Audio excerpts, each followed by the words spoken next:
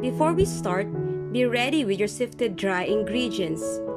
6 cups of sifted all-purpose flour or a bread flour, 2 cups of instant oatmeal, 1 1/3 cup of hot water, 1 1/3 cup of warm milk, a half cup of honey or any syrup, 1 1/2 tablespoon of melted butter, 3 teaspoons of salt. Mix it all together.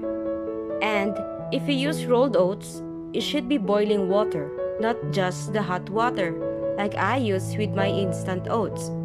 Rest for a few minutes so that our yeast won't get cooked in the hot ingredients. And place your sifted flour. I use all-purpose flour for this recipe. 2 1/2 teaspoon of dry yeast. Mix it very slowly before kneading. Knead it for 8 minutes. Better to use electric mixer for smooth and equal outcome. After kneading, dust the surface and knead the dough by hands to tuck the dough in a shape of a ball for smooth rising.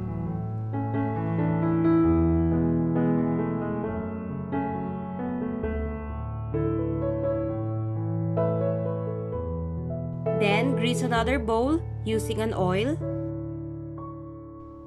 Place the bowl dough in the bowl and cover with cling wrap or damp towel and let it rise for at least 2 hours.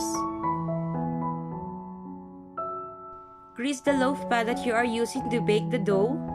No need for dusting. Dust the surface once more to give the dough its final knead and final shaping. After resting, the dough will double its size.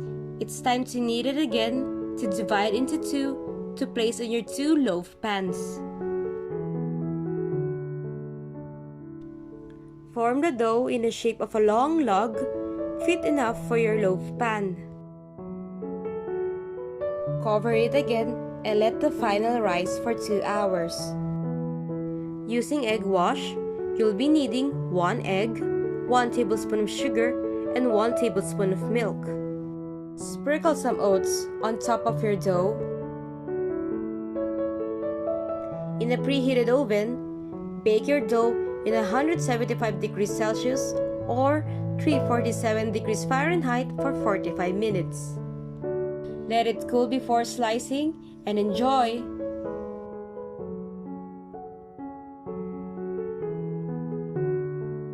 Thank you so much for watching. Please like, share, and subscribe.